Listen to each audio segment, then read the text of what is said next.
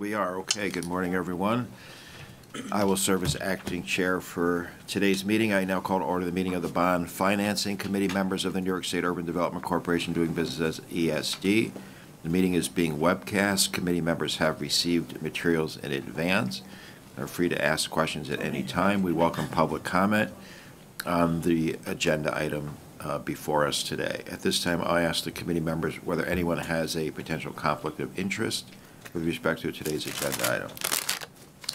Hearing none, I now ask Doug Set, ESD's treasurer, to present today's agenda item, which relates to state personal income tax revenue bonds. Doug, take it away. Good morning, everyone.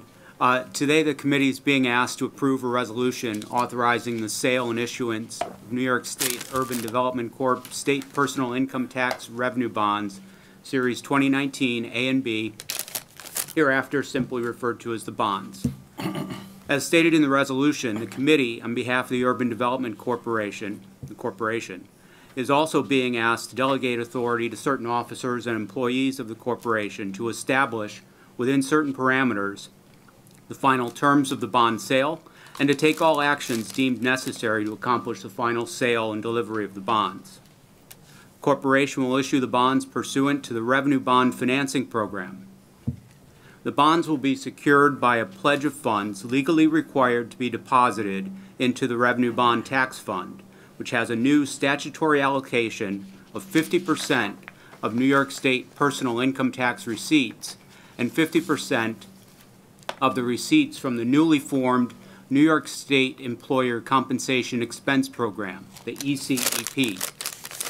These Revenue Bond Tax Fund financing allocation changes were made to offset the potential reduction in the amount of New York State personal income tax receipts resulting from the potential increased activity of the ECEP and the State Charitable Gifts Trust Fund. Distributions of such funds are subject to the annual appropriations by the state legislature. The Public Authorities Control Bond approved the issuance of these bonds on December 19, 2018. Proceeds from the sale of the bonds will be used to finance projects relating to state facilities, economic development activities, and certain other state-supported activities. The bonds will be sold on a competitive basis as fixed-rate tax-exempt and fixed-rate taxable bonds. The tax-exempt and taxable bonds will be offered through a single preliminary offering statement, but the two bond series will have separate notices of sale. In accordance with the attached resolution and exhibits, the committee is requested to adopt the supplemental resolution, approve the form of the supplemental schedule to the financing agreement, authorize the sale of the bonds on a public competitive basis pursuant to the applicable notice of sale, approve the form and content of the preliminary official statement, the official statement, and various documents connected with the sale and delivery of the bonds, and authorize certain officers and employees of the corporation to take all actions deemed necessary to accomplish the final sale and delivery of the bonds. By approving the Financing Committee resolution, the committee will establish $1.85 billion as the maximum aggregate principal amount of the bonds that will be issued. Establish a maximum true interest cost of 7.5% for the tax-exempt bonds and 10% for the taxable bonds. Establish the maximum final maturity date of not more than 30 years after the date of issuance. And delegate to certain officers and employees the power to A, determine the terms of the bonds within the parameters set forth therein, including, but not limited to, the final aggregate principal amount of the bonds, the principal amount of each series of the bonds, the principal amount of the bonds maturing in each year, the final maturity date or dates for such bonds, and the interest rates of the bonds. B, award the bonds to one or more successful bidders. And C, make such changes to the related documents deemed as necessary and appropriate. I'm available to answer questions at this time. Thank you very much. Okay, great. Let me ask if there's any questions from directors. Yep, Rob. You want to go over those two maximum interest numbers? Yeah, so they set a cap and allow us then to price the bonds according to market rates, but not exceeding those caps. Yeah, and as I recall, it was 7.5 for the tax exempts and 10% for 10% for the non-tax taxables. exempt? No, for the For taxable. taxable ones, right. That's right. That's right. But I mean, Do as a- do we have any idea that it's going to even come close to that? No. It won't. it won't Okay, come good. close to that. Have we seen, as a result of the tax law that was allegedly Paul Ryan's greatest achievement, are we seeing interest rates on tax exempts going up because of that? Or are they going up because of a lot of other reasons? There's a lot of reasons that contribute to the rising interest rates. In fact, the tax exempt as well as the taxables have all increased over the years, and there hasn't been a very big differential in the spread between the two. No, I'm not talking about Yeah. tax exempt versus taxable, tax exempt versus tax exempt. Is there a quantitative method, or anybody established a quantitative measurement of how much it bumped because of the tax law? I have not seen such a study as yet. There isn't any. Is there any? I- Not I- that we're aware of. Probably not, right? Not that we're aware of. I mean, we So know why are we putting 7.5% and 10% in this resolution? We always put extra on, just like the amount. We know roughly what the amount's gonna be. What do we think it'll be, 3.5? There was a preliminary numbers run, and that preliminary run indicated an overall TIC of roughly 3.9%. Yeah, okay. Taxable and tax exempt combined, the pricing isn't gonna be until second week in January, so January 8th. those rates and results may change. Yeah, because if we have, if we have to, issue bonds at 7.5% and 10%,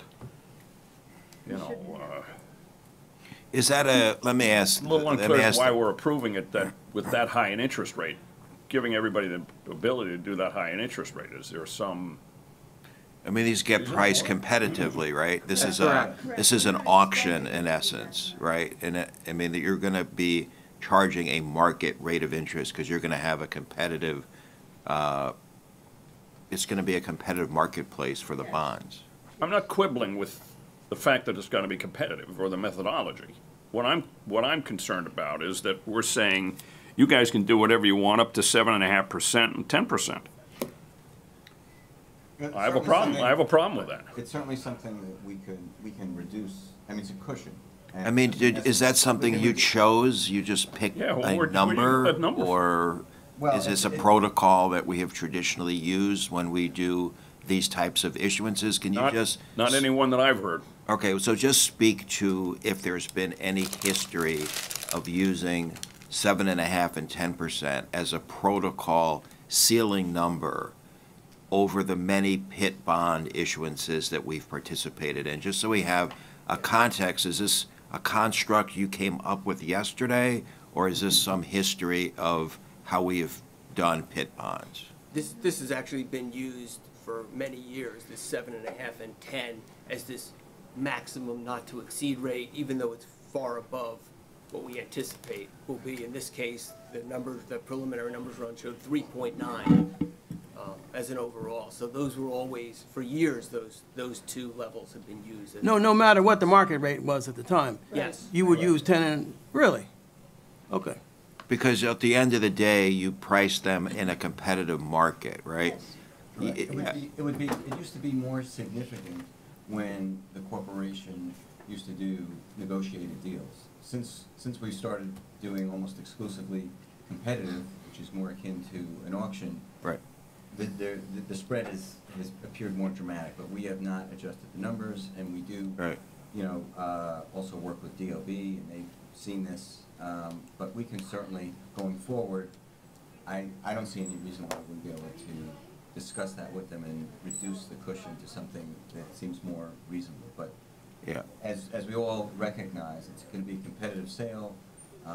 We're monitoring the prices. We also have a financial advisor who's looking over our shoulder, more than looking over our shoulder, really actively engaged. So the reason we do the competitive is because we think over time we do get lower interest. You get a better There's deal. no doubt about that.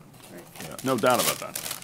So I guess the question then is, maybe not to necessarily change it for today, but unless directors feel strongly, but I think if we've gone through an interesting 30 years of interest rates, or, we've had interest rates in double digits, we've had interest rates in the very low single digits. Now they've come up a bit in large part, I think, because the Federal Reserve has, bumped interest rates. But, we're still relatively low.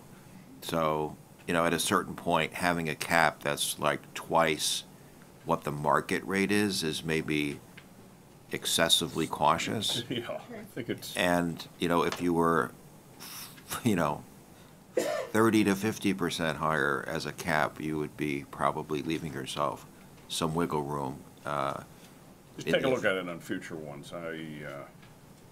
It just strikes me that, if we're starting, I don't want to issue any bonds that are 7.5% and 10%.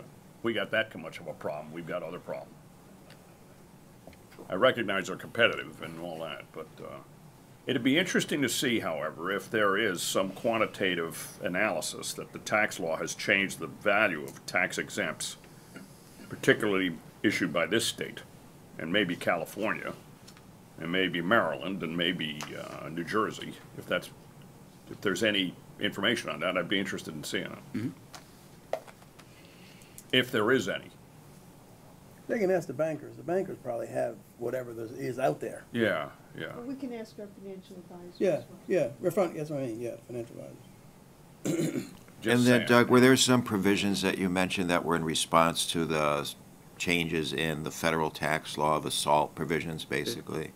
That's correct. So New York State had previously allocated 25% of the personal income taxes to the Revenue Bond Tax Fund.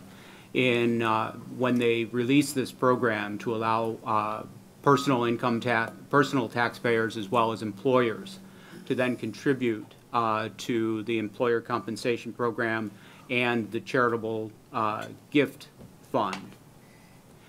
They made a change then. They will allocate 50% of the income tax receipts to the tax fund, and they will contribute 50% of the ECEP receipts as well. So and the two of them together should neutralize one another so that the overall revenue, the overall amount, effectively doubled here that gets allocated to the Revenue Bond Tax Fund. Okay. So they're even more secure. The bonds then, Right. that is, are even more secure Right. than they were last year. Okay. Okay. So these are desirable bonds in the terms of that they're safe, they're very liquid as well. Absolutely. The dormitory authority just issued bonds, and they had the same language. Yep. Same change. Okay. And that was a change accordance with a state law or That's correct. policy? Okay.